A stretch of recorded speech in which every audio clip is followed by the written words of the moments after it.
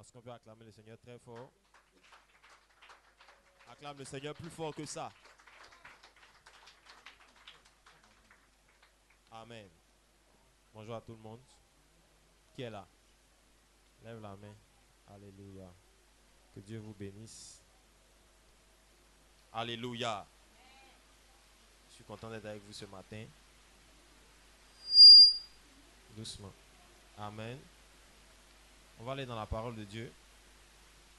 Je veux, à partir de ce dimanche, je vous ai dit dimanche passé, qu'à partir de ce dimanche, on allait commencer à parler de quelque chose de très important. Je vais vous enseigner, et je crois que le Seigneur va nous aider sur quelque chose de vraiment très important. Amen.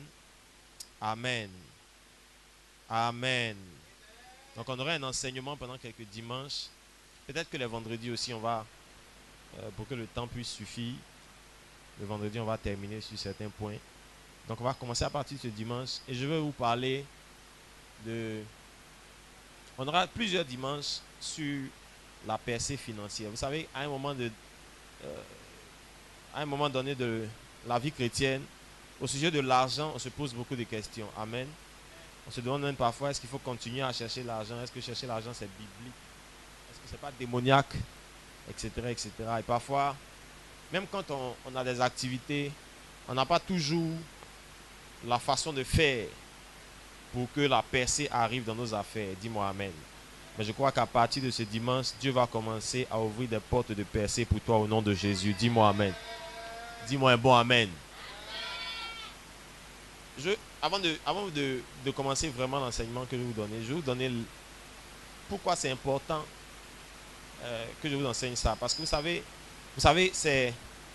la Bible est un livre. Tout ce que quelqu'un dit, la Bible est un livre. La Bible, en fait, est plus qu'un livre. La Bible est une bibliothèque. La Bible est une bibliothèque de 66 livres. Et rien que dans un seul livre, même quand vous prenez un seul livre, que ce soit un roman, que ce soit un livre d'histoire, de géographie, etc., peu importe. Mais même quand vous prenez un seul livre, dans un seul livre, vous pouvez trouver plusieurs sujets. Amen. Dans un seul roman, on peut parler d'amour, on peut parler de trahison, on peut parler de déception, on peut parler d'argent, etc., etc. Et la Bible est un livre de plusieurs livres. La Bible ne parle pas seulement du salut, de la guérison, de la foi, de la délivrance. Vous savez, rien que dans le Nouveau Testament, Jésus a donné plus de paraboles qui concernaient l'économie et les finances que sur tous les autres sujets. La Bible est un livre qui veut parler de tous les sujets, qui veut traiter tous les sujets qui concernent. C'est pour ça que Paul disait à l'église de Thessalonique, il dit, afin que vous soyez complet, l'esprit, l'âme et le corps. Dieu ne veut pas seulement traiter les choses spirituelles. Dieu ne veut pas seulement traiter les choses de l'âme. Dieu veut aussi traiter les choses naturelles, les choses du corps. Dis-moi amen. Dis-moi amen. Et si Dieu s'inquiète de ce que vous allez manger, de ce de quoi vous allez être vêtu, Dieu s'inquiète de votre niveau de prospérité sur la terre. Dis-moi amen. Mais avant de vous enseigner ça, je veux resituer un peu les choses. Je ne veux pas vous enseigner l'argent pour devenir riche seulement. Parce que, je vous l'ai dit tout à l'heure, l'argent c'est un moyen. L'argent n'est pas un but. On ne peut pas vivre pour chercher l'argent. Tu es en train d'échouer. On cherche l'argent pour accomplir un but. Donc l'argent n'est pas le but. L'argent est le moyen qui nous permet d'atteindre un but. Et vous ne pouvez pas avoir le but sans avoir les moyens, vous allez être frustré. Est-ce que vous comprenez? Ça veut dire, je veux réaliser telle chose, mais je n'ai pas les moyens, ça crée de la frustration. Tout ce que quelqu'un dit, lui, le but sans les moyens, ça crée la frustration. Qui est dans ce cas-là? C'est-à-dire, tu as de grands projets, tu as de grands désirs, tu veux faire de bonnes choses, mais tu n'as pas les moyens. Maintenant, les moyens sans le but, ça crée la perdition. Ça veut dire, tu as beaucoup d'argent, mais tu n'as pas le bon but. Donc, tu prends ton argent pour faire de mauvaises choses, ça t'envoie nulle part. Et donc, l'argent doit... C'est pour ça que la Bible dit dans Proverbe, la Bible dit, l'argent répond à tout. Le tout est mis pour les buts qu'on doit atteindre. Et l'argent est fait pour répondre pour atteindre le but. Dis-moi amen. Et donc, on ne peut pas enseigner l'argent dans l'église. Dehors, on enseigne l'argent. On ne peut pas enseigner l'argent dans l'église, les finances dans l'église, si on ne lit pas les finances à un but. Dieu va vous bénir financièrement pour atteindre un but. Dis-moi amen. Dis-moi amen. En d'autres termes, vous n'allez pas être riche juste pour être riche, pour compter vos milliards, pour compter votre compte en banque, etc. Mais vous devez aspirer à devenir riche pour Dieu. Dis-moi amen. Riche pour que par vous, Dieu puisse accomplir ses desseins sur la terre. Vous savez, quelqu'un disait une fois que l'évangile est gratuit, mais l'évangélisation est payante. Annoncer la parole, c'est gratuit. La Bible, vous avez reçu gratuitement, donné gratuitement. Si tu veux t'annoncer Jésus, tu ne payes rien. Mais les moyens qu'on va mettre en œuvre pour pouvoir annoncer Jésus à des gens, ça c'est payant. On ne va pas, par exemple, si on fait la nuit de la victoire, on ne va pas dire au monsieur chez qui on loue le podium, écoute, cher frère, je suis pasteur Bougnon, c'est ça, c'est pour gagner des âmes. Tu fais ça à combien? Il dit 300, 400 000. Et puis on dit non, il faut donner, c'est pour gagner des âmes. Donne ça, moi. La moindre chose qu'ils puissent faire, c'est si les autres louent ça à 400 000, c'est de te faire louer ça à un prix qui est un peu plus bas. Ça, c'est à cause du Seigneur. Mais tu vas payer. Dis-moi amen. Si Dieu nous donne la grâce d'avoir, par exemple, un terrain et qu'il faut construire une église, on ne dit pas au monsieur des briques, du ciment, de la dalle, tout ça. Écoute, c'est pour une église. Ça, c'est la maison de Dieu qu'on va construire. Briques, là, il faut donner. Il faut payer. Ça veut dire que l'évangile lui-même, la bonne nouvelle, elle est gratuite. Mais les moyens qu'on doit mettre en œuvre pour que la bonne nouvelle soit prêchée, c'est payant. Et donc, l'église ne peut pas se permettre d'ignorer les choses qui concernent l'argent. Sinon, on va avoir le désir, la volonté d'accomplir la volonté de Dieu, mais on ne va pas avoir les moyens de le faire. Ah, si Seigneur, on avait plus d'argent, on allait faire ceci. Si on avait plus d'argent, on allait aider les pauvres. Si on avait plus d'argent, on a le désir, mais on n'en a pas les moyens. L'église que Jésus a laissée sur la terre, c'était une église puissante. Il a dit, le séjour des morts ne prévaudront pas contre cette église. Dis-moi amen. Vous savez, la pauvreté vient du séjour des morts. Tu n'as pas bien dit amen. La pauvreté vient de tout sauf de Dieu. On va le lire tout à l'heure. Et donc, c'est important que vous ne... Je vais faire poser ces fondements avant qu'on aille dans la parole. Ne cherchez pas juste l'argent pour avoir beaucoup d'argent. Il ne faut pas juste vouloir devenir riche pour devenir riche. Il faut vouloir devenir riche pour atteindre, pour que Dieu puisse par toi atteindre ses objectifs sur la terre. Vous savez, ce n'est pas par les animaux que Dieu va faire. C'est l'argent qu'il va mettre dans nos mains qui va servir à financer le royaume de Dieu sur la terre. Vous savez, il y a beaucoup d'entre vous, je vais vous le montrer tout à l'heure, qui ne deviendront jamais millionnaires. En tout cas, que Dieu ne va pas rendre millionnaire. Parce qu'il sait que le jour où tu attrapes des millions, tu quittes l'église. Quelqu'un m'a dit une fois, Dieu c'est le plus grand businessman. C'est kiff-kiff, c'est gagnant-gagnant. Ça veut dire que si je te donne, je reçois quoi? Il a dit à Anne, pendant qu'elle pleurait à Silo, il dit tu pleures pour rien, ma chérie. Tu vas venir, tu pleures pour rien. Moi, je cherche un prophète. Tu me donnes un prophète, tu donnes un fils. Alors si Dieu te donne, là, il reçoit quoi en retour? Je connais une soeur, il y a quelques années en arrière, qui avait un fiancé qui était français, je pense. Et le monsieur est parti en Europe et n'a plus repris contact avec elle pendant 2 ou 3 ans, je ne sais plus. Et quand elle est venue à l'église, elle a dit, pasteur, vraiment, voilà ma situation, prions. Dieu, je ne sais pas ce qui m'arrive, tout ça. On a prié. Et quand on a commencé à prier avec elle, elle me disait, mon pasteur, vraiment, si Dieu a fait que mon mari est revenu, on ne va pas te reconnaître. Elle dit, pasteur, on ne va pas te reconnaître. Je dis, ah bon, elle dit, oui, on ne va pas te reconnaître. Mais la soeur est partie en France même sans nous dire au revoir. Et que quand son mari a repris contact avec elle, quand elle est repartie en France, on ne savait même pas qu'elle était partie. Nous, on l'a cherché encore pour prier pour savoir que Dieu a fini. Amen. Et vous savez, ce n'est pas l'argent qui est le problème. C'est pas, Dieu prend soin de nous, ce n'est pas l'argent qui est le problème.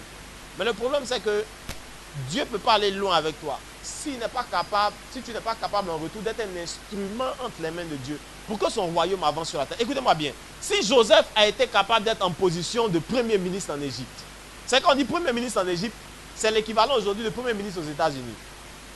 Bon, je ne sais même pas s'ils ont un premier ministre. En Angleterre, ils ont un premier ministre, par exemple.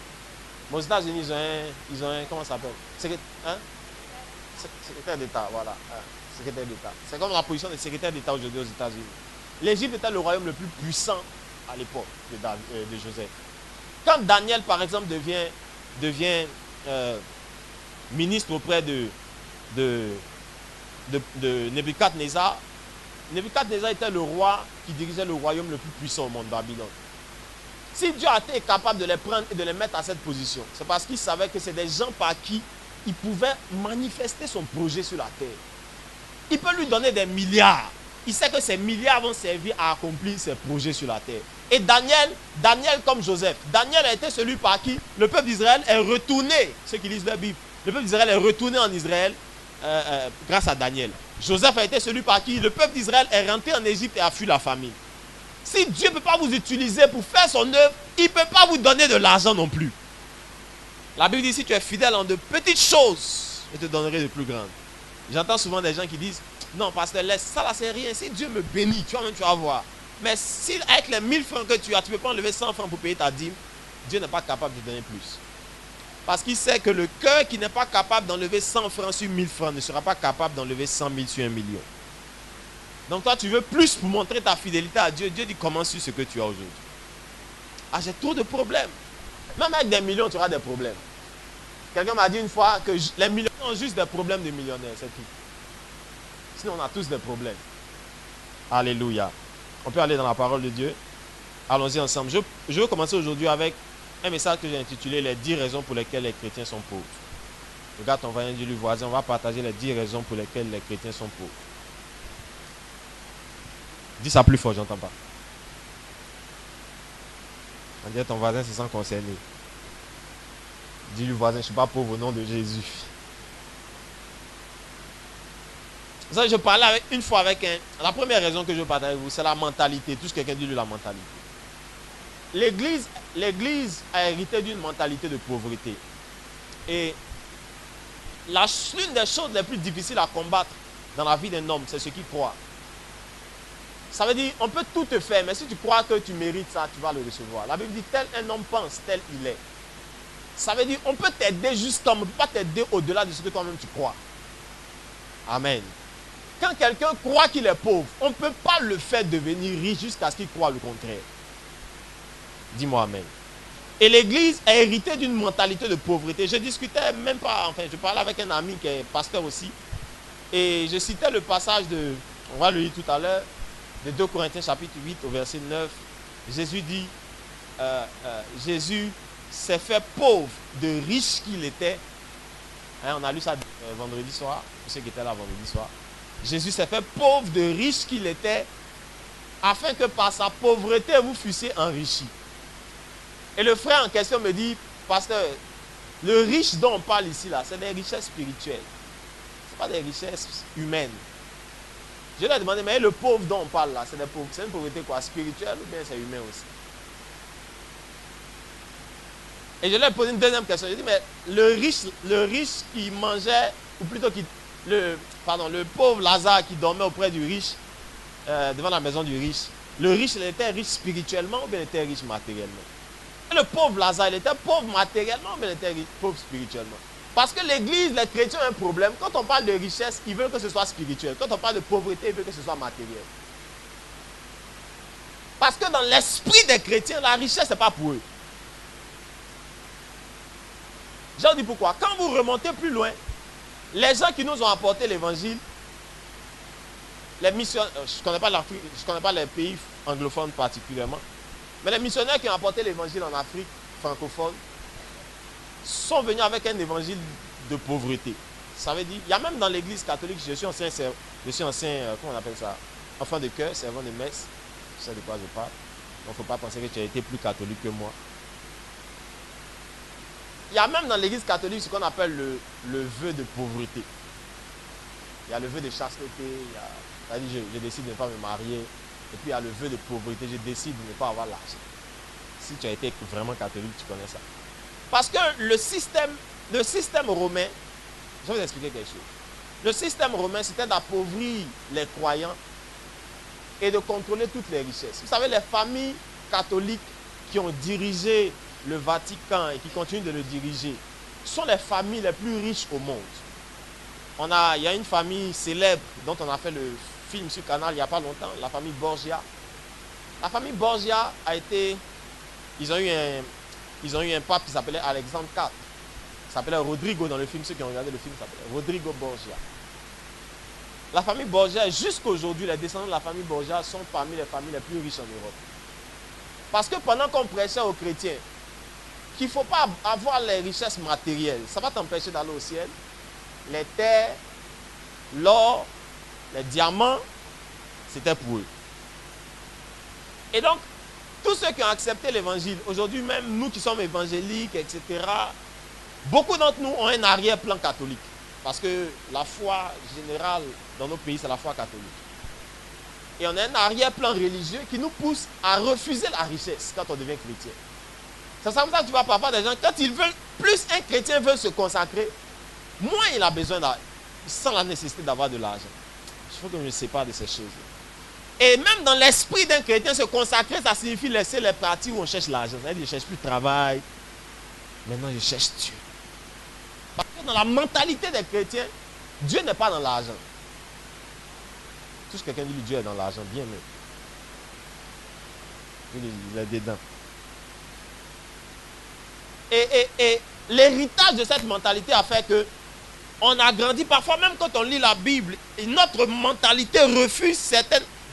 J'ai plusieurs passages que je vais vous montrer. Il y a la mentalité qu'on a refuse que Dieu ait affaire à l'argent et à la richesse. Et parfois nous-mêmes quand on lit, on tombe dessus, on dit non, c'est pas de ça. C'est ce que le frère, c'est ce que le pasteur là faisait. C'est-à-dire, il lit, il voit bien que c'est écrit riche. Et puis il dit non, c'est pas dedans. Ça c'est pas, ça c'est richesse. C'est pas l'argent, c'est la richesse spirituelle. Je vais vous dire quelque chose même pour compléter, avant qu'on lise nos Bibles. Même si quelqu'un est riche spirituellement, la richesse spirituelle va attirer l'argent. Vous savez pourquoi? Parce que si je me consacre aux choses spirituelles, je jeûne, je prie, je cherche Dieu, j'ai des dons spirituels aiguisés, je prêche la parole, je guéris des malades. Même quand tu n'as pas demandé l'argent, que tu as guéri le malade d'une famille qui était sur le point de mourir, pour te remercier, ils vont t'envoyer l'argent. Tu n'auras pas demandé l'argent. Parce que plus tu deviens riche spirituellement, tout ce qui existe spirituellement doit exister en correspondance dans le monde naturel. C'est pour ça que quand Dieu a fait l'homme dans Genèse 1, 26, il a fait l'homme selon son image, selon Genèse 1, 26. C'est pas ça? Selon son image et sa ressemblance. Jean chapitre 4 dit Dieu est esprit. Et il faut que ceux qui l'adorent, vous connaissez ça? Dieu est comment? Donc quand il fait l'homme selon sa ressemblance, Dieu fait un esprit. Adam était un esprit.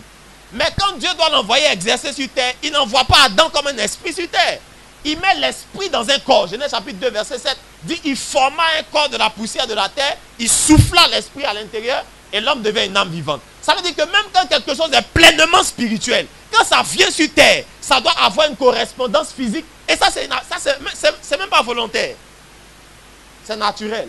Ça veut dire que même si les richesses là sont spirituelles, plus elles sont abondantes, plus elles vont attirer les richesses matérielles. Amen. C'est pour ça que Galates chapitre 6 dit que ceux qu'on enseigne fassent part de leur bien à celui qui les enseigne. Ça veut dire que le monsieur qui enseigne, à lui, il se consacre à ça spirituellement. Mais vous qui avez, comme il vous fait du bien sur un manque que vous n'avez pas, alors vous comblez son manque avec la richesse. C'est naturel. Lisons Luc chapitre 21, s'il vous plaît. Je vais vous montrer la mentalité qu'on a est parfois difficile à traiter. Mais Luc 21 à partir du verset 1. Je pense que j'ai mis le verset. J'ai oublié. La Bible dit, Jésus ayant levé les yeux, Luc 21 à partir du verset 1, il vit les riches. Tout le monde dit les riches. Jésus vit les riches qui mettaient leur offrande dans le tronc. Et il vit une pauvre veuve. Pauvre veuve, ça ne veut pas dire qu'elle faisait pitié. Ça veut dire qu'elle n'a pas l'argent. C'est pas comme ça. Quand tu as un malheur, puis on dit, hé, la pauvre. C'est pas ça. Ça veut dire que c'est un vrai pauvre. Une pauvre veuve. Qui mettait 2 petites pièces. Et il dit au verset 3, je vous le dis en vérité, cette pauvre veuve a mis plus que tous les autres.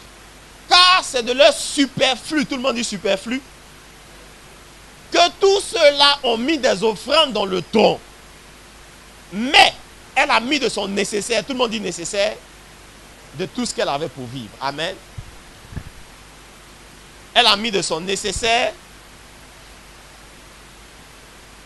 de tout ce qu'elle avait pour vivre. La Bible dit qu'il y avait un tronc, comme là, il y avait un panier d'offrandes. Et les riches sont venus faire leur offrande. Quand les riches sont venus faire leur offrande, c'était certainement des billets de 10 000, 50 000. Et quand la pauvre veuve est venue avec ses deux petites pièces, j'ai deux pièces ici, non? Avec ses deux petites pièces, si je mets ici, ça va pas revenir. C'est pas grave. Elle est venue avec ses deux petites pièces, elle a mis dans le tronc. Et la Bible dit que Jésus ayant regardé, il dit, ils ont donné de leur superflu, elle a donné de tout ce qu'elle avait pour vivre. Amen. Je vais voir quelque chose ici. Viens, viens, Carl. Regarde ici à 5 000, même 10 000. Il faut fuir, il faut prendre ton temps. Il y en a. Ah, 10 000. Un seul billet. Tu vas créer. On a l'argent. Il y a un billet de 10 000 dedans. Ok. Amen. Regardez, je vais vous montrer quelque chose. Parfois, nous, on mesure l'argent à la valeur. Dieu mesure l'argent au cœur, à l'état d'esprit, à la mentalité. Ça veut dire que pour Dieu, ce n'était pas la valeur numéraire. Ce n'était pas 50 000, 100 000. Ce n'est pas ça qui est beaucoup pour Dieu. Pour Dieu, c'était ce que ça te coûte quand tu le donnes.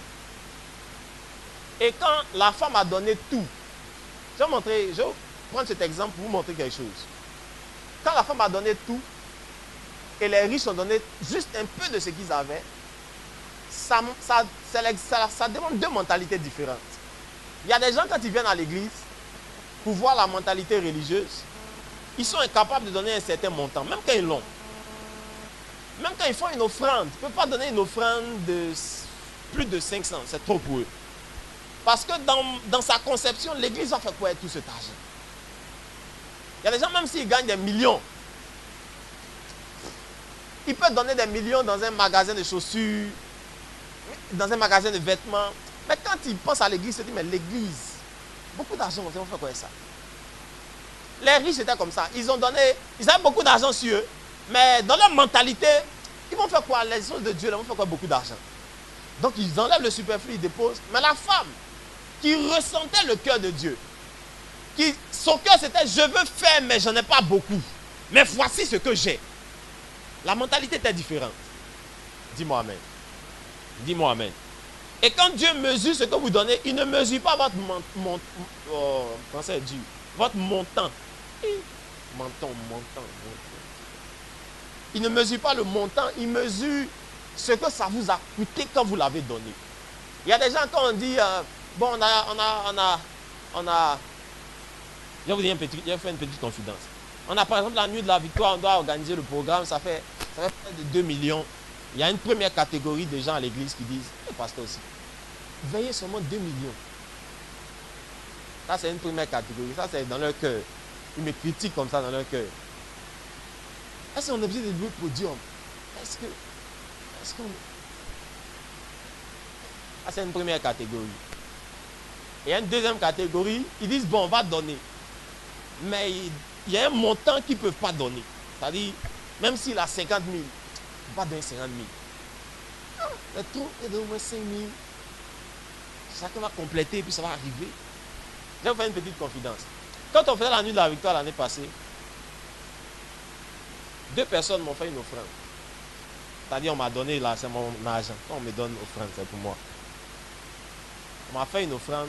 La première personne m'a donné 350 000 environ. La deuxième personne m'a donné 700 et quelques mille.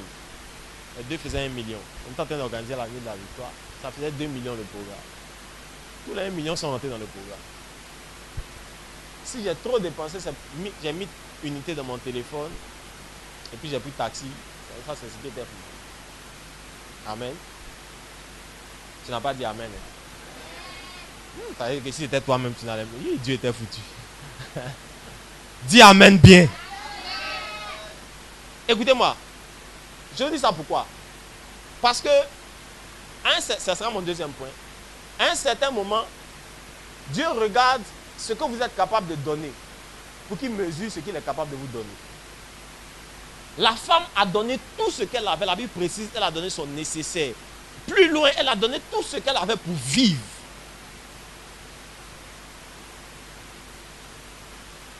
Mais toi, quand tu gagnes 100 000 ou 150 000, tu ne peux pas enlever les 10 000 de la dîme.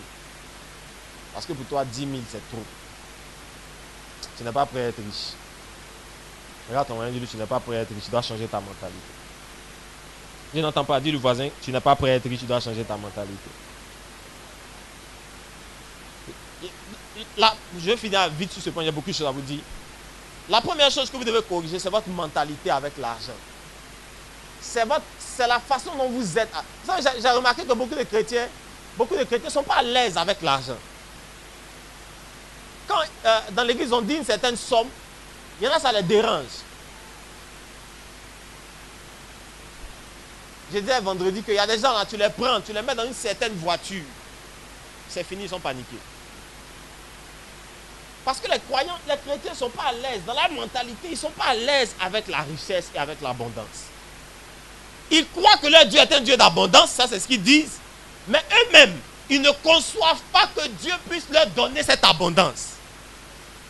Vous savez, la mentalité ne traite pas de ce que vous avez entre les mains. La mentalité traite de ce que vous êtes capable de recevoir. Ça veut dire de ce que vous êtes capable de concevoir dans votre esprit. Est-ce que je n'ai pas une voiture, je ne suis pas propriétaire d'une voiture, mais je ne sais pas dans quel genre de soucoupe volante ça va me faire monter puis j'ai tremblé. Non, il ne faut pas dire, laisse ça là, ça c'est pour moi. Laisse ça. Amen. Ça veut dire que dans ma mentalité, j'ai conçu, j'ai accepté que Dieu est capable de me donner même une Porsche avec une seule portière. Ça c'est ma foi, pour chercher pour toi. Dieu peut me donner un avion, ça ne va pas me déranger parce que je conçois à l'intérieur de moi que Dieu est capable de faire ça. Mais il y en a ici. Même si on lui donne une clé de voiture, il va regarder, le gars va dire c'est pas moi. Non, tu t'es trompé. Non, tu t'es trompé. Ça, faut donner ça au frère. Ça, non, ça va. Il va voir dedans un piège du diable. Est-ce que ça, c'est pas pour me séduire? Ça, c'est pas pour me tromper, pour m'éloigner de Dieu. Non, ça là. Moi, je prends ça, je sanctifie la voiture. Je roule au nom de Jésus. Si tu as mis bombe dedans, c'est sûr toi-même, ça va exploser. Amen. Parce que dans la mentalité traite de ce que vous êtes capable d'accueillir. Vous savez, par exemple, quand vous voulez servir de l'eau, le problème, ce n'est pas l'eau. Le problème, c'est dans quoi vous allez mettre l'eau. Donc, l'eau va avoir la quantité du vase que vous allez présenter. Ça veut dire, si vous envoyez un verre, on ne pourra pas vous donner plus qu'un verre d'eau. Si vous envoyez une bassine, on ne peut pas vous donner plus qu'une bassine d'eau. Si vous envoyez une barrique, on ne peut pas vous donner plus qu'une barrique d'eau. Est-ce que vous comprenez? Donc, l'eau, en fait, n'a pas de nom. L'eau prend le nom de celui qui le reçoit. L'argent, il n'y a pas de limite. La richesse n'a pas de limite. La seule limite, c'est votre mentalité, c'est votre capacité à l'accueillir. C'est la mentalité que vous avez à ce sujet qui fait un problème. Et je vous dis, ce qui détruit la mentalité, c'est premièrement l'environnement dans lequel vous êtes. Écris ça quelque part, s'il te plaît. L'environnement dans lequel vous êtes. L'environnement dans lequel vous êtes est un facteur déterminant pour détruire ou pour arranger votre mentalité. Ça veut dire parfois, quand vous regardez vos circonstances, l'endroit où vous vivez, ce que vous portez, ce que vous mangez, ce que vous connaissez, quand vous regardez votre environnement, vous vous définissez en fonction de l'environnement dans lequel vous êtes. Puisque j'habite dans un coin qui n'est pas un coin de riche, alors moi aussi je suis pauvre. Et parfois tu entends des chrétiens même dire chez nous les pauvres. Non, ça c'est chez eux les riches. Chez nous les pauvres. Moi je ne suis pas pauvre. Parce qu'on se définit en fonction de l'environnement dans lequel... C'est pour ça que Dieu connaît l'homme. Dieu, quand il a fait Adam, il a pris le soin de le déposer dans un jardin fleuri, où tout était abondant, il n'y avait pas de manque. Parce que Dieu sait que l'homme se définit en fonction de l'environnement dans lequel il est. Et la première chose que vous devez combattre pour rectifier votre mentalité, c'est l'environnement dans lequel vous habitez, vous vivez. Là où vous êtes n'a rien à voir avec ce que Dieu vous destine à être. Tu n'as pas dit Amen. Jésus est né au milieu des au milieu des cacas, des porcs et des trucs, tout ça. Jésus est né dans des étables où les animaux faisaient leurs déchets. Mais ça n'a pas empêché les rois mages de voir l'étoile du jeune homme et de venir l'adorer dans cet endroit. Là où tu es n'est pas le problème. C'est la mentalité que tu as qui est le problème. Vous savez, quelqu'un m'a dit une fois que si vous prenez la reine d'Angleterre et que vous l'envoyez à Petit Bassam devient le royaume d'Angleterre. Parce que vous n'êtes pas où vous êtes. C'est où vous êtes qui devient vous. Vous transportez quelque chose et c'est vous qui influencez l'endroit où Dieu vous dépose. Alléluia. Première chose, ne vous définissez pas en fonction de votre environnement. Vous n'êtes pas ce que vous êtes, vous n'êtes pas où vous vivez, vous n'êtes pas ce que vous avez. Ça n'a rien à voir. Dis-moi amen. On va aller vite. Et donc la première chose que vous devez combattre, c'est votre mentalité. Si vous n'avez pas une mentalité de riche, si vous n'avez pas une mentalité qui conçoit la richesse, qui accepte l'abondance, il y a plusieurs passages de l'Écriture que je vous lis tout à l'heure. Notre Dieu est un Dieu d'abondance. La Bible dit Dieu pouvoir suffisamment et abondamment. Dieu est un Dieu de grande abondance. Dieu n'a, regardez, quand Dieu a fait la mer, il n'y a pas un jour où il manque de l'eau. Il n'y a pas un jour où il manque de l'air dans la nature. Dieu n'a pas fait les choses avec réserve. Dieu a fait les choses avec abondance. Alléluia. Touche quelqu'un, dit lui, ton Dieu est un Dieu d'abondance. La deuxième chose pour laquelle les chrétiens sont pauvres, la deuxième raison, c'est parce que les chrétiens ne connaissent pas, beaucoup de chrétiens ne connaissent pas ou ne comprennent pas le royaume de Dieu. Je vais vous expliquer ça, écrivez ça quelque part. Beaucoup de chrétiens ne connaissent pas ou ne comprennent pas le royaume de Dieu. On va lire dans Matthieu chapitre 6 au verset 33. Matthieu chapitre 6. Si ça va, claque le doigt, si tu comprends, claque le doigt. Que Dieu nous libère de la mentalité de pauvreté. La Bible dit dans l'église des apôtres, il n'y avait aucun indigent, il n'y avait aucun pauvre. Vous pensez que c'est parce qu'il n'y avait pas quelqu'un qui n'avait pas beaucoup d'argent? Il y a des gens qui n'avaient pas beaucoup d'argent, mais dans leur mentalité, ils n'étaient pas pauvres. Matthieu 6, 33, la Bible dit, cherchez comment? Premièrement, le royaume des cieux et sa justice, ou le royaume de Dieu et sa justice, et toutes les autres choses vous seront données par-dessus. Cherchez quoi?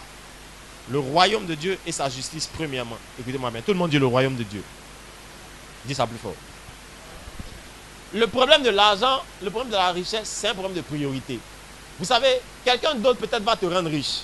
Mais si Dieu doit te rendre riche, il va s'assurer que tu as la bonne priorité. La Bible dit cherchez comment? Cherchez comment? Premièrement. Tout le monde dit premièrement. Ça veut dire que ta priorité, ça doit être quoi? Le royaume de Dieu. Écoutez-moi bien. Quand on parle du royaume de Dieu, on ne parle pas du paradis. On ne parle pas d'aller au ciel. Ce n'est pas ça. On parle des choses qui le concernent sur la terre d'abord. Écoutez-moi bien. Écoutez-moi bien. Si le royaume de Dieu n'est pas en priorité dans votre vie et que Dieu vous donne de l'argent, l'argent que vous aurez, je vais vous expliquer. L'argent que vous aurez va servir à développer le camp que Dieu combat. Ça veut dire que votre argent va aider le diable à combattre Dieu davantage.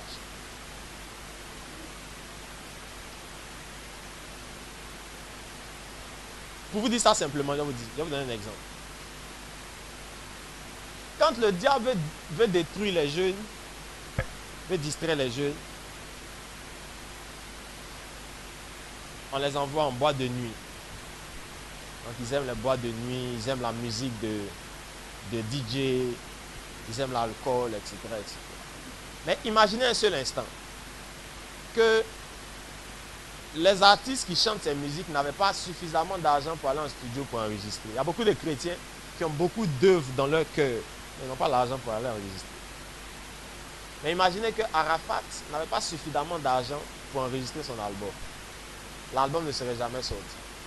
Les enfants n'en auraient jamais écouté, ils n'auraient jamais aimé, et ils n'auraient jamais voulu être comme lui. Imaginez que celui qui a construit le bar climatisé n'était jamais devenu riche. Il n'aurait jamais construit ce bar, les enfants n'auraient jamais eu envie d'y aller, et ils n'auraient jamais vécu la vie qu'ils vivent à cause de ça. Parce que l'argent sert à soutenir un programme. Ça veut dire que quand Dieu a un agenda pour la terre, il va donner l'argent à des gens pour soutenir son agenda. Le diable également a un agenda sur terre. Il veut détruire les hommes. Et le diable va donner de l'argent à des gens pour soutenir son agenda sur terre. C'est pour ça que vous voyez les PD deviennent riches. Excusez-moi si j'utilise le terme. Il faut que j'utilise ça, ça me... Les homosexuels deviennent riches. Parce que si on doit avoir plus d'homosexuels, il faut que ceux qui le sont déjà soient riches pour pouvoir entraîner les autres. Parce que, écoutez-moi bien, tu cherches du travail désespérément. Je sais de quoi je vous parle là. Tu cherches du travail désespérément. Et puis tu arrives sur un monsieur qui te dit, je te donne un salaire qui va changer toute ta vie. Écoute-moi, jeune homme, assieds-toi. Assieds-toi. Quand il te voit, il te voit déjà, il sait que tu as tous les problèmes du monde. Il dit, jeune homme, assieds-toi, assieds-toi. Il ne faut pas être pressé. Et ce que je vous explique, on a fait ça à un de mes amis de promotion. On sortait de l'école de communication. Lui, il a fait radio, donc il est allé dans une certaine radio. Je ne dois pas dire le nom. Premier ou deuxième radio de Côte d'Ivoire, je ne sais pas. Il allait dans une certaine radio. Et puis, il cherchait du travail parce qu'en fait, c'est lui, ses parents ont tout fait pour payer son université. Et après ça, c'était le plus âgé. Après ça, on lui a dit, on ne peut pas. Donc, il faut chercher du travail. Donc, il cherchait désespérément du travail. Le monsieur, c'était un blanc, un directeur. Les blancs ne sont pas méchants. Mais lui, là, il était méchant. Il était homosexuel. Et il a dit au jeune homme, assieds-toi, assieds-toi, assieds-toi. Bon, on peut te donner un salaire qui va changer ta vie. Tu n'as rien, on peut te payer jusqu'à 400 ou 500 000. Mais voici les conditions pour entrer. Et puis ici, en pointant du doigt les gens, les animateurs qui sont déjà connus, dis tu vois tel animateur. C'est ça. C'est ça. Si tu fais, pas de problème. Si tu ne veux pas, ça sera dommage. Je crois que le monsieur est décédé maintenant, le directeur de la radio est décédé maintenant. Bon, imaginez que ce monsieur n'ait pas suffisamment d'argent pour embaucher un jeune. S'il n'avait pas de l'argent, l'homosexualité qu'il a, il ne peut pas la transmettre aux gens. Qui veut ressembler à un pauvre? Entre nous, lève la main, il faut dire, pardon. Le gars, il est pauvre, tu veux lui ressembler. Ah. Mais quand vous voyez que le monsieur est abondamment riche et que c'est ça qu'il a fait pour devenir riche, même si toi, tu as refusé, je ne suis pas sûr que ton voisin refuse. Il va dire, Joe, toi, tu refuses ça là. C'est ça que tout le monde fait à Abidjan ici. Parce que là où il y a l'argent, l'agenda qui est derrière peut prospérer. Le problème avec Dieu, c'est que le royaume de Dieu a un programme. Il a un plan sur la terre. Il veut s'étendre. Il veut que les gens soient convertis. Il veut gagner des nations à lui.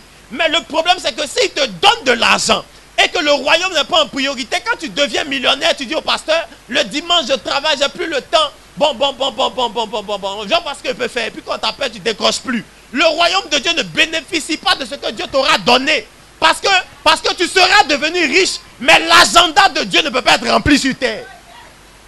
Alors, Dieu ne peut pas te rendre riche si tu ne connais pas son royaume, mais s'il n'est pas suffisamment devenu une priorité dans ton cœur.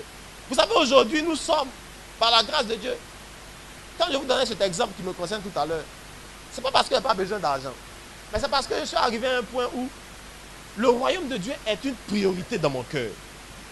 Je peux me priver, moi, de manger pour que ce que Dieu veut faire sur la terre soit fait. Est-ce que toi, tu peux? Quand il dit moi, là, imaginez, c'est moi, ma femme, ma fille. Le pasteur souffre. Et que souvent, tu es obligé de... souvent, la femme parle et puis tu es obligé de faire comme si tu n'entends pas. Amen. Et combien d'entre nous peut faire ça? À qui, ici, Dieu peut donner 15 millions et puis dès que tu mets les 15 millions dans ton sac, puis Dieu te dit non, va déposer ça à l'église.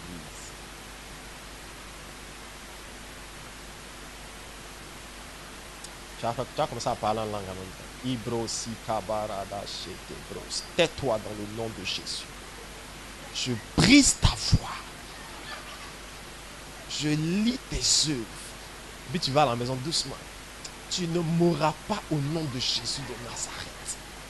Tu ne vas pas me distraire. Tu ne vas pas voler la bénédiction de Dieu aujourd'hui. C'est Dieu qui est en train de te parler, mon frère. Je connais un pasteur qui me donnait un témoignage une fois. Le pasteur, j'oublie son nom. Il me donnait un témoignage une fois où il avait besoin de voiture parce qu'il n'avait pas de voiture à cette époque. Et la première voiture qu'on lui a offerte, c'était une Mercedes 4x4. On lui a offert la voiture. Et dès qu'il est monté dans la voiture, c'était une voiture neuve en plus, avec le confort, tout ça. Ah, il a commencé à bénir le Seigneur. Alléluia, Seigneur, je te rends grâce. Dès qu'il a démarré, il fait son premier tour dans la voiture. Quand il entend le Seigneur lui dit, bon, prends la clé de la voiture, maintenant qu'elle t'appartient, il va l'offrir à un tel.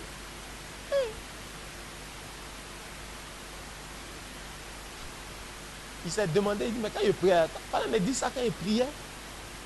C'est où j'ai eu maintenant. Quand il priait, il fallait me dire, si tu as une voiture, tu as donné à tel. Peut-être que j'allais arrêter de prier. Lui me va prier pour avoir sa voiture. Je suis dedans, je suis à l'aise. Il dit, il a résisté jusqu'à ce qu'il fasse son premier accident dans la voiture. Il a fait un accident relativement grave. Il a pu réparer la voiture. Quand il a remis la voiture en état, il allait donner ça à son propriétaire. Mais aujourd'hui, je vous parle, quand tu rentres chez lui, il y a près de 6 voitures.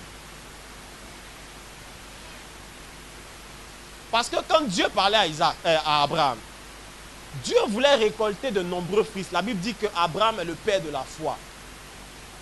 Nous sommes descendants d'Abraham, selon le livre de Galates. Mais quand Dieu s'est adressé à Abraham pour la première fois, son premier fils, il lui a dit, donne-le-moi.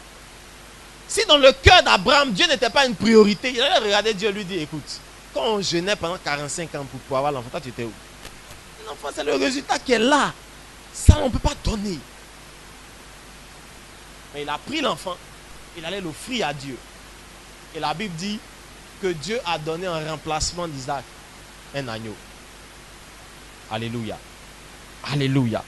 C'est pour ça que la Bible dit, ce que vous serez capable de donner pour moi, vous le retrouverez au centuple. Si le royaume de Dieu n'est pas une priorité dans votre cœur, peu importe, Dieu ne peut pas vous rendre riche parce que quand il va vous le donner, ça ne va pas lui servir. Tu ne m'as pas dit amen. Troisième point, allons vite, je vais finir sur le troisième point. On n'aura pas le temps de voir les 10, bien évidemment. Ça va, tu notes, claque le doigt si tu es là.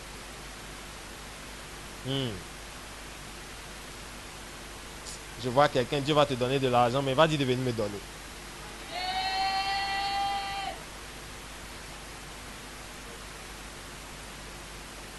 Quand tu vas venir, je vais te bénir de tout mon cœur. Pasteur, ça va, c'est pas Dieu qui a dit.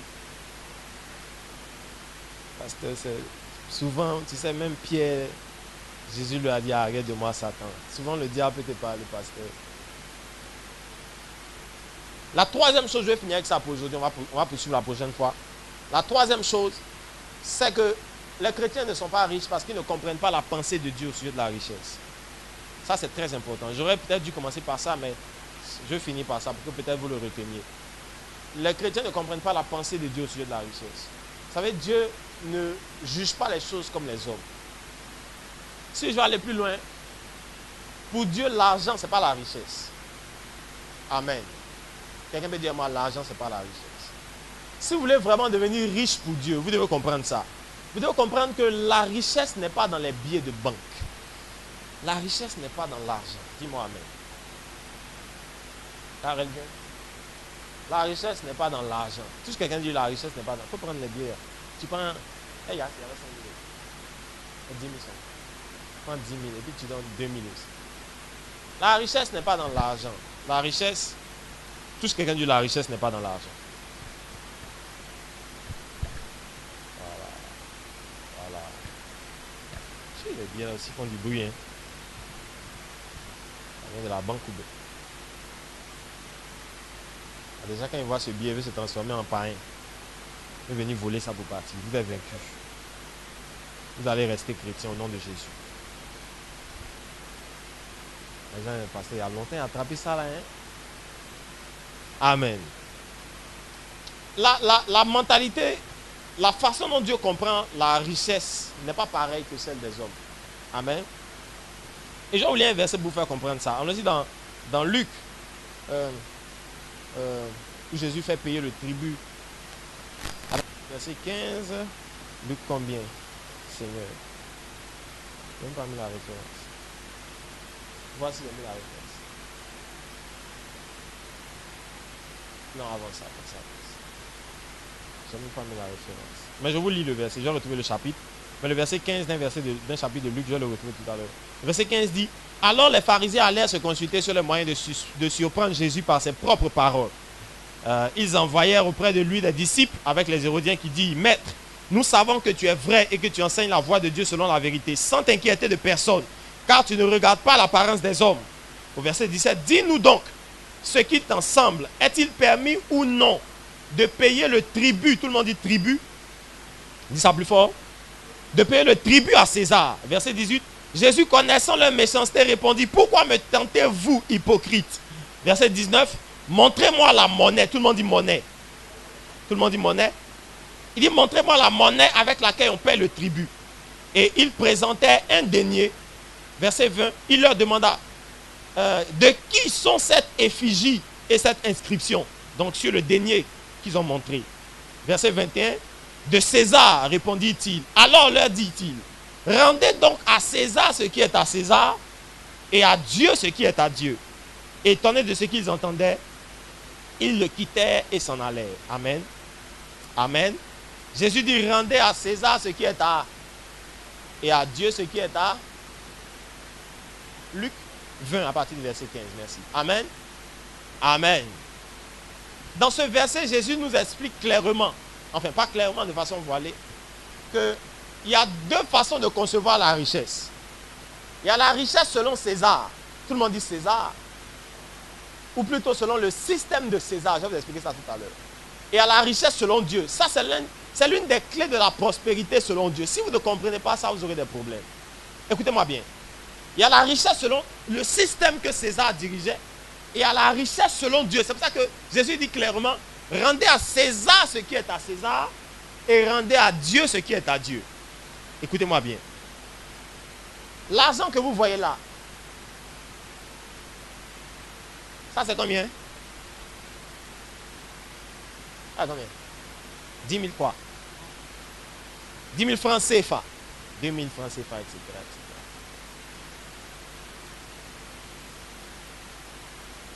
Dans ce verset, c'est ce qu'on appelle la monnaie. Il dit dans ce verset, il dit, est-il permis de payer le tribut? Et Jésus va leur dire au verset 19, c'est ça? Montrez-moi la monnaie et l'inscription qui est sur la monnaie. Vous savez, la monnaie c'est différent de l'argent. Écoutez-moi bien là, s'il vous plaît. Si vous avez compris ça, Dieu va vous bénir. La monnaie c'est différent. Tout le monde dit la monnaie, tout le monde dit l'argent. La monnaie c'est différent de l'argent. La monnaie, c'est ce qu'on appelle en bon français une devise. Ça, par exemple, c'est 1000 francs en CFA. Mais si vous prenez ce même billet, que vous arrivez aux États-Unis, le billet de 1000 francs et la valeur qu'il représente en Côte d'Ivoire n'aura pas la même valeur sur un autre territoire où opère une autre monnaie. Mais les deux pourtant sont de l'argent. Actuellement, si on t'a donné 10 000, on t'a sauvé. Mais si tu prends tes 10 000, quand on te fait tout frais payer, on te descend à New York, tes 10 000 ne valent plus rien. Amen. Bon, 10 000 c'est trop petit. Si on te donne 100 000, on t'a sauvé. Mais si on t'envoie avec 100 000 francs CFA à New York, ou bien à Londres, ça ne vaut plus rien. Ça vaut combien à Londres?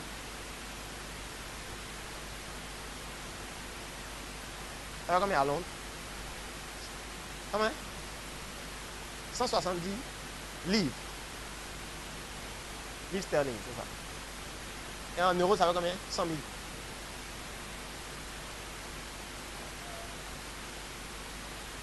100 000 en euros. 65. On ne peut pas faire 65 000 euros. 65 euros. 120 euros. Ok. 152 euros. Comment? Et en dollars, ça va combien? 100 000.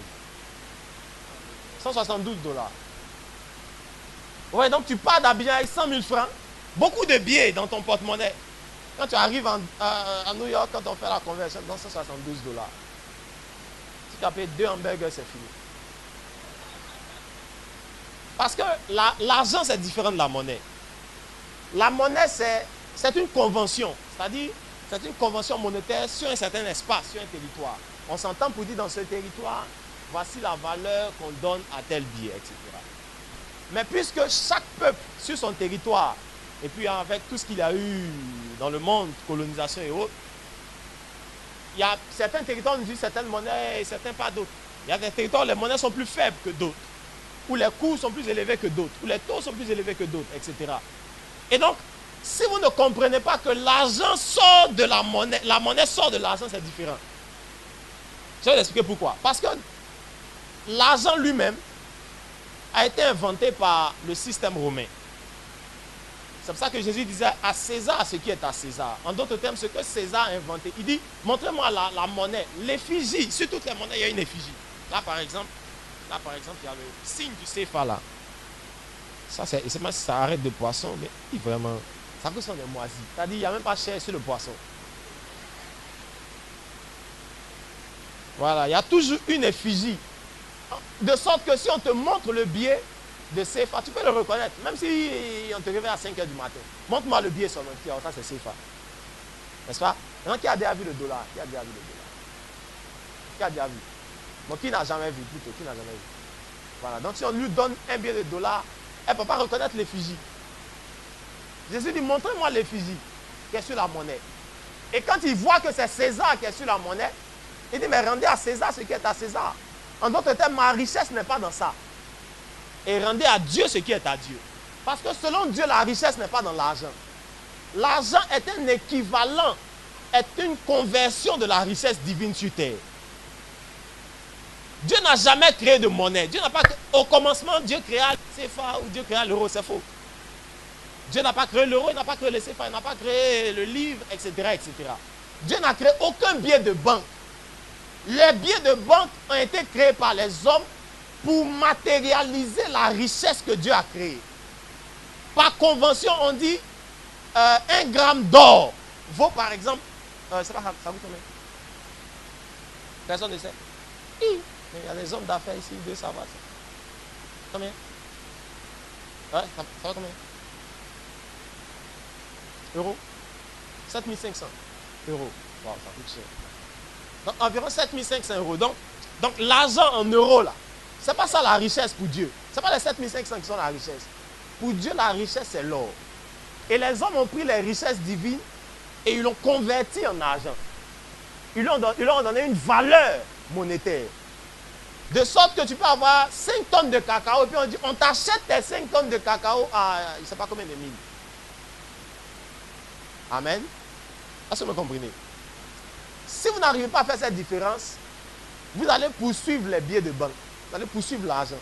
Au lieu de poursuivre la richesse divine. La richesse divine, Dieu a fait 2 choses à la création. Il a créé des choses autour de vous et il a mis des choses en vous. Ce sont les 2 seules richesses que Dieu vous a données.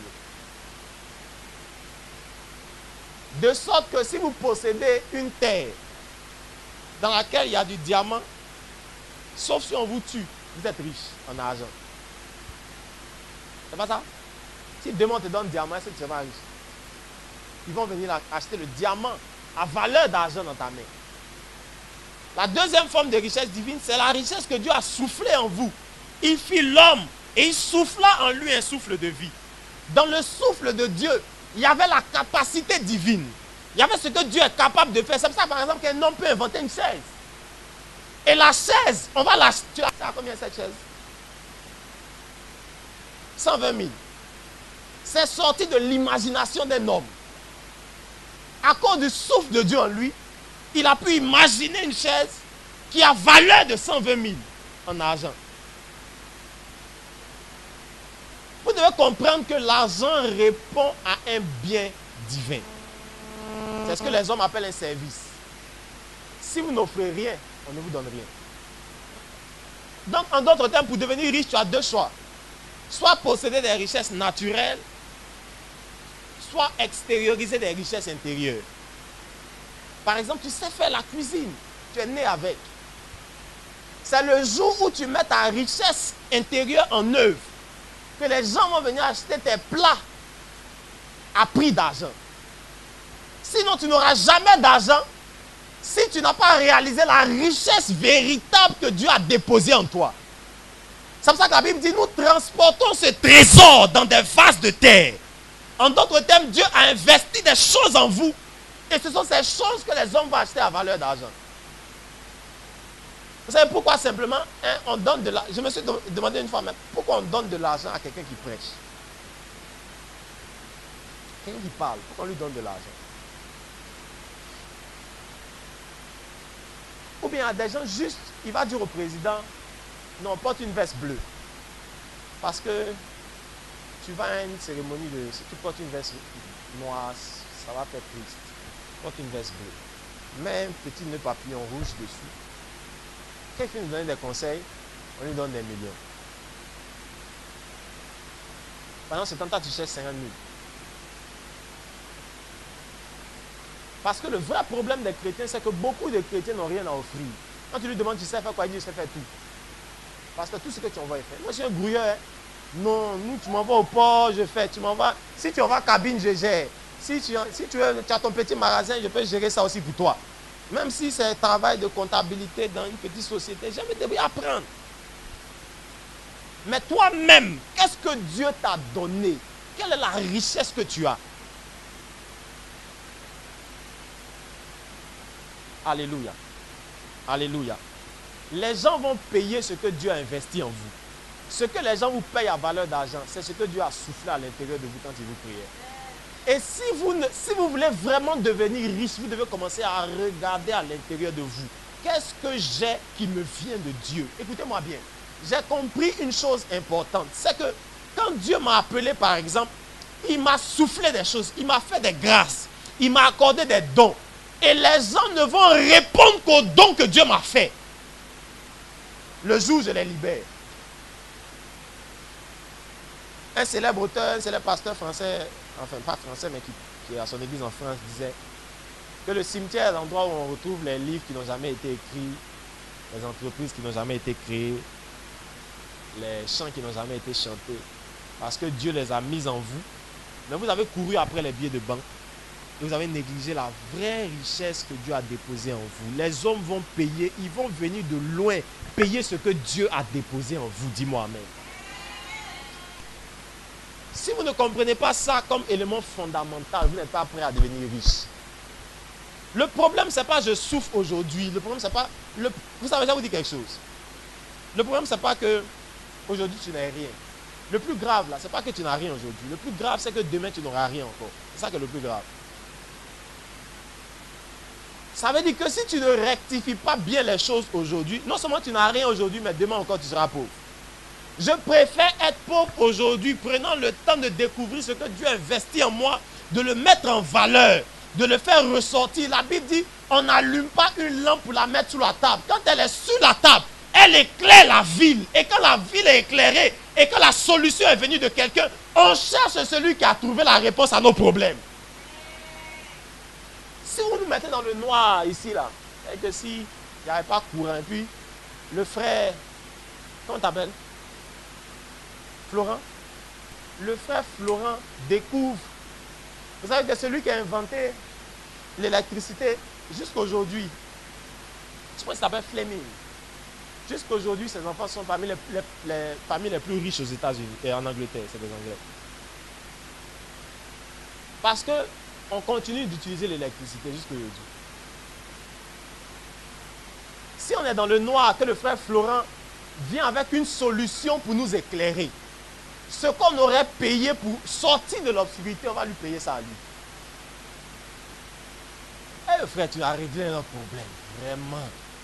Tiens. Donc tout l'argent on mettait dans les bougies, dans les lampes à huile. Tout l'argent on mettait dans ça, on va lui donner. Tout l'argent qu'on aurait dû prendre pour s'éclairer de façon artisanale, c'est ça qu'on donne dans la CIE.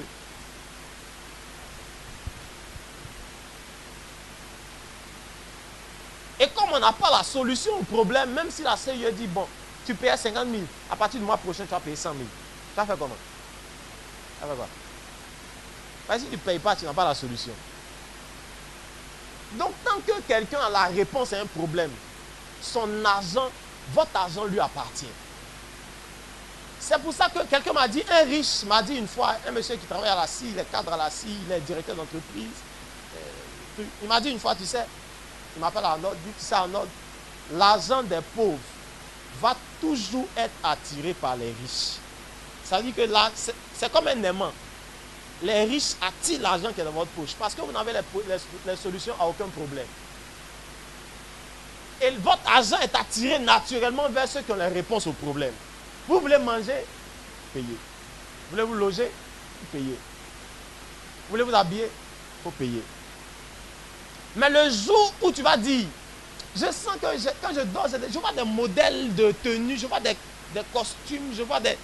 j'ai commencé à prendre ça au sérieux. Tu dessines des modèles, tu commences à mettre ça en forme. Le jour où tu vas commencer à les coudre en réalité, tu vas les vendre à un premier client, un deuxième client. Tu vas commencer à répondre à un besoin vestimentaire. Le jour là, ton argent va plus sortir sur vêtements.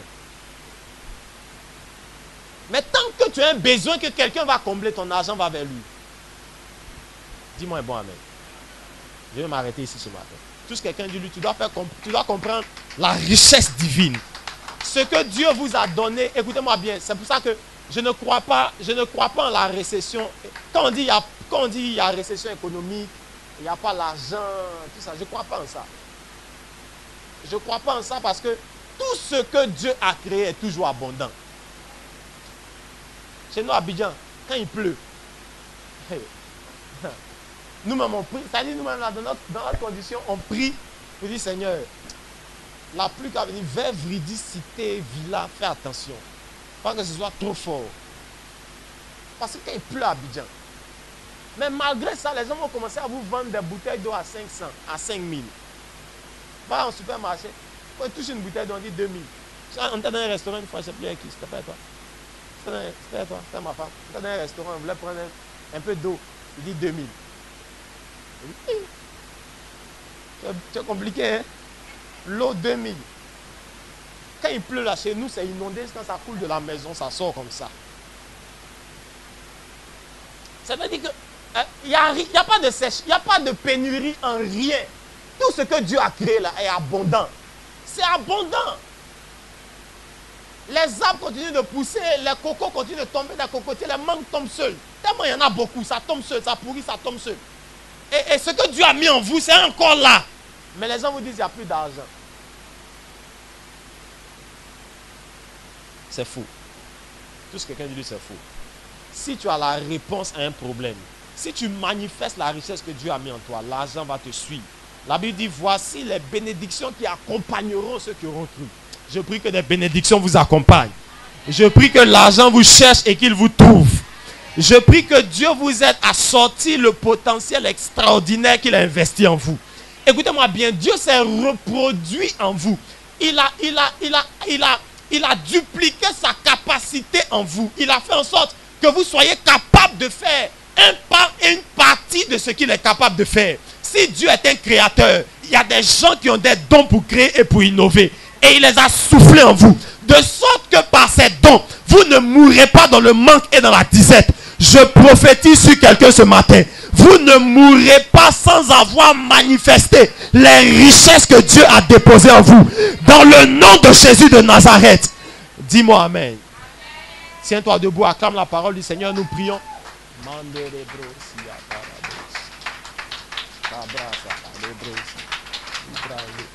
Alléluia. Dimanche prochain, on va poursuivre. J'ai beaucoup d'autres choses à vous dire. C'est difficile de dire. Je pense que ce qu'on va faire, c'est que vendredi soir, on va également toucher à certains. Vendredi soir, on a cuit vendredi soir. On va toucher à certains points importants.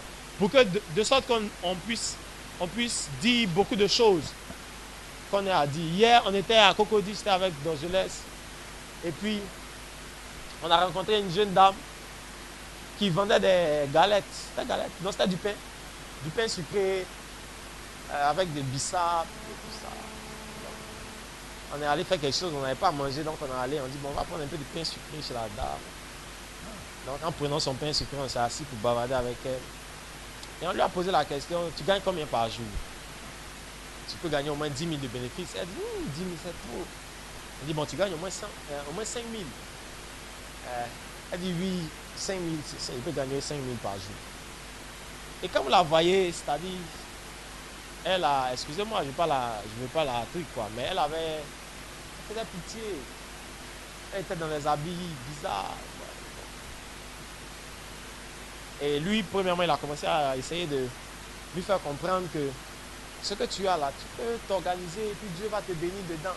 Elle nous regardait comme, c'est là, mais ils disent quoi même. On peut devenir riche dans pain sucré. Ça, on fait ça. Elle dit, ça va. Et à un moment, elle a commencé à prêter attention à ce qu'on lui disait. On lui a dit, écoute, si tu gagnes 5 000 francs par jour, et que ça te fait combien par... c'est elle-même qui a posé la question, je dis. Donc ça fait 6 jours. Voilà, elle nous a demandé, ça fait combien dans le mois? Parce que ça veut dire qu'elle-même, elle bouffe son argent chaque jour. Quand elle a ses 5 000, elle bouffe. Demain, elle s'en achète 5 000 encore, elle bouffe.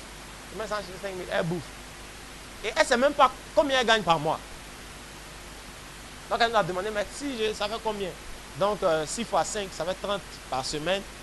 Fois 4, ça fait au moins 120 000. On lui a dit, sur les 120 000, si tu veux dépenser 70 000, il faut garder 50 000 francs par mois. Au moins. Au bout de 10 mois, tu as 500 000. Quand elle a entendu 500 000, elle s'est tournée bien, elle s'est assise. Elle était étonnée que 500 000 quitte dans son argent. Où elle est assise là? 500 000 peut quitter là-bas. En même pas un an. Je prie que des milliardaires sortent de cette assemblée. Dis-moi amen, dis-moi amen, dis-moi amen. Je prie que Dieu renverse, retourne votre mentalité et que vous comprenez que pour avancer sur la terre, le royaume de Dieu, vous savez la sono là, ça nous coûte, cette sono là, c'est la sono différente. C'est cette année on l'a prise. L'ancienne sono est là. Il y a une partie chez le réparateur. La nouvelle sono seule nous a coûté 800 000. Et on n'a même pas encore mis les instruments dedans. Tout ça. On utilise, mais personne n'a cotisé ici. C'est pas où l'argent est quitté. Ça veut dire que même si on veut être bien, on veut faire notre petite église tranquillement dans notre coin, on a besoin d'argent. Dieu a besoin de vous rendre riche. Dis-moi amen. Lève la main droite pendant que nous prions. Et mets-la sur ton cœur. Dis Seigneur, la priorité c'est que le royaume de Dieu soit la priorité dans mon cœur.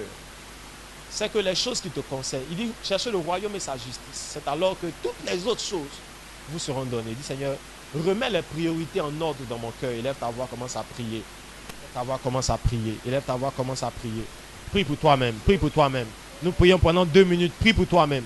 Dis Seigneur, remets les priorités en ordre dans mon cœur. Si le royaume de Dieu n'était pas une priorité, remets-la en priorité dans mon cœur.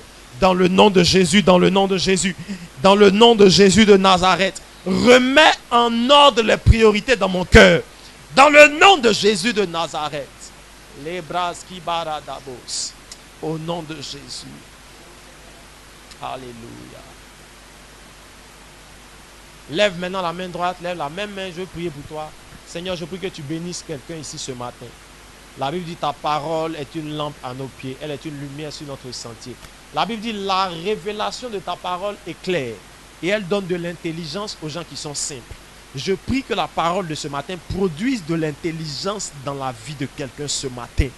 Dans le nom de Jésus de Nazareth, que ta parole produise de l'intelligence financière.